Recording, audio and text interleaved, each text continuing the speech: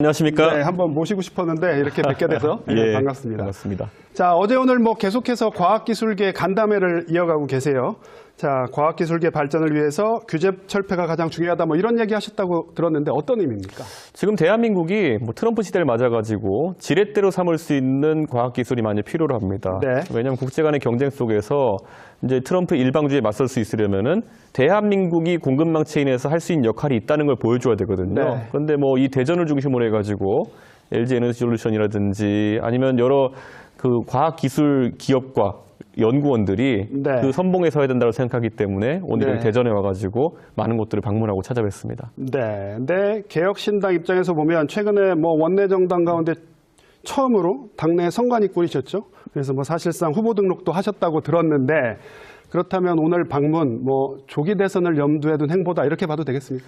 실제로 지금 탄핵 선고가 곧 예정된 가운데 네. 저는 대선에 대한 준비를 빠르게 해나가는 것이 중요하다 이렇게 봅니다. 네. 지난 윤석열 대통령과 이재명 대표가 붙었던 선거를 기억해 보면요. 네. 정쟁만 있었을 뿐 네. 대한민국의 미래에 필요한 정책 같은 것이 많이 다뤄지지 못했습니다. 네. 그 선거에서 대장동 갖고 싸웠지 언제 과학기술, 교육 그리고 안보, 경제 이런 공약을 갖고 다퉜습니까? 없었죠. 네. 이번에 윤석열 정부가 만약에 막을 내리게 된다면은 네. 그 다음 정부에 대한 선거를 할 때는 네. 조금 더 그런 정책이 전면에 서야 된다고 생각합니다. 네.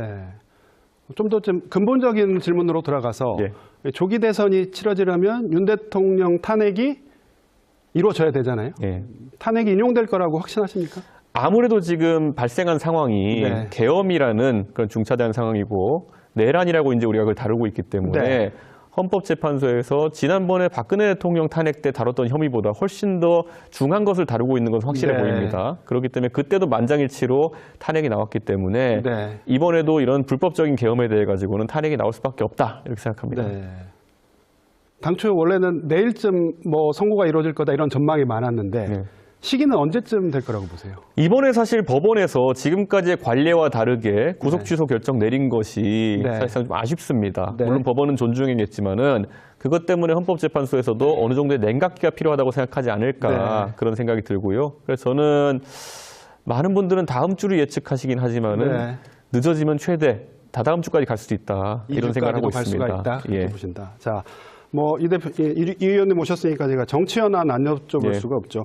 오늘 헌재가 감사원장 그리고 중앙지검장 탄핵소추안을 모두 기각을 했습니다. 자, 먼저 헌재 판단에 대해서 어떻게 보십니까? 저는 저희 개혁신당은요. 네. 세 명의 의원 모두 다 애초에 윤석열 대통령에 대한 탄핵과 네. 한덕수 총리에 대한 탄핵에는 찬성을 했지만은 네. 그 뒤에 이어진 민주당의 보복성 탄핵에 대해 가지고는 네. 동참하지 않았습니다. 네. 그것은 이런 결과가 나올 것을 예상하기도 했고요. 네. 실제로 이런 중차대한 대통령 탄핵이 진행되는 상황 속에서 네. 그런 대통령의 탄핵이 처리되기 전에 네. 이런 것들을 줄지어 처리해야 된다는 부담감이 있었습니다. 네. 그런데 민주당이 저희의 경고를 무시하고 네. 이렇게 줄탄핵을 했다가 네. 이런 사태를 맞이했는데 네. 민주당 내에서도 오늘 자성의 목소리가 좀 나오더라고요. 이 부분에 네. 대해서는 대해서는 이재명 대표도 더 진솔되게 국민들에게 사과를 하는 것이 어떨까 하는 생각이 듭니다. 네.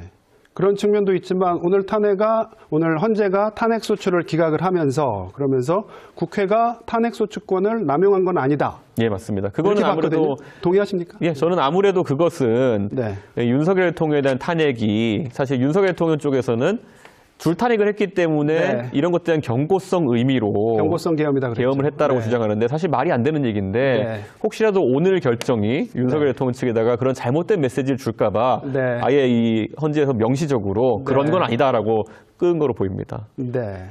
자, 지역에 오셨으니까 지역 얘기 좀 여쭤볼게요. 네. 이번에 계엄 사태 겪으면서 대통령실을 용산에서 옮겨서 세종으로 이전해야 한다. 이런 네. 목소리가 서울에서도 나오고요. 저희 지역에서는 당연히 나옵니다. 여기에 대해서는 어떻게 생각하세요? 저는 굉장히 긍정적으로 검토해야 된다 이렇게 생각하는 긍정적이다. 것이요. 네. 당장 세종에 집무실 설치하는 계획은 이미 있었고요. 네, 네. 다만 설치하는데 시간이 걸리기 때문에 네, 네. 만약 이번에 탄핵이 인용된다면은 지금 용산 대통령실을 쓸 것인지 아니면은 청와대로 다시 들어가 쓸 것인지 정도를 네. 단기적으로 검토하고 네. 그 다음에 저는 세종에 정말 정부 부처들과 함께 일할 수 있는 좋은 집무실과 네. 국회 제2청사가 마련돼야 된다 네. 이런 생각을 합니다. 근데 제가 최근에 우원식 국회의장 모시고 브라질리아에 출장을 다녀왔거든요. 네. 브라질의 계획수도죠. 네, 네. 근데 거기 가보니까 인상적이었던 것이 의회 건물과 대통령 집무실이 바로 붙어 있습니다. 의회와. 네. 네. 그래서 식당이라든지 여러 가지 공용 공간을 같이 쓰거든요. 네, 네. 그러다 보니까 자연스럽게 두 기관의 사람들이 만나서 소통하는 기회가 늘어나게 되고 네. 그러면 정쟁이 좀 줄어드는 효과가 있다고 합니다. 네. 저는 이번에 세종에 만약에 집무실을 마련한다면 지금은 국회 부지와 집무실 부지가 따로 이제 마련될 그런 분위기거든요. 네, 네. 근데 합쳐가지고 네. 요즘 대세가 뭡니까? 광역자치단체 같은 경우에는 시청과 시의회를 같은 건물에 넣는다든지 네, 이런 네. 것들이 유행인데 대한민국의 중앙정치도 그런 한번 분위기를 만들어봤으면 좋겠다. 서울의 그런 여의도와 용산 또는 여의도와 청와대를 분열된 정치를 네. 보면서 우리가 학을 떼고 있기 때문에 네, 네. 세종시대에는 같이 모아보자 한번. 네. 서로 얼굴 자주 보게 해보자. 이런 생각입니다.